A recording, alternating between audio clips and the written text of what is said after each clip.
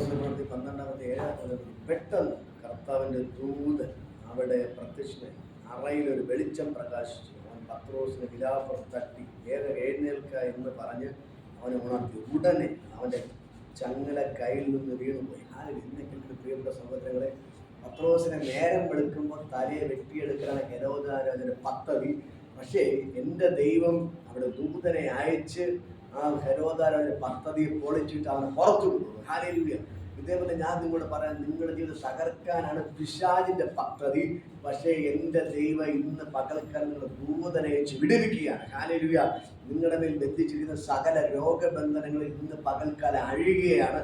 സകല കടഭാരത്തിന്റെ ബന്ധനങ്ങൾ അഴിഞ്ഞു മാറുകയാണ്. ആത്മഹത്യയുടെ വക്കോളം നിങ്ങളെ കൊണ്ട് എത്തിച്ച സകല ചങ്ങലകളും സകല പ്രശ്നങ്ങളും ഇന്ന് പകൽക്കാലം യേശുവിന്റെ നാമത്തിൽ അഴിഞ്ഞു വീഴുക. ഇന്ന് പകൽക്കാലം പ്രിയപ്പെട്ട സഹോദരൻ, ദൈവത്തോട് പ്രാർത്ഥിക്കുക. ഈ യേശു നിങ്ങൾക്ക് വേണ്ടി അത്ഭുതങ്ങൾ ചെയ്തിരിക്കും.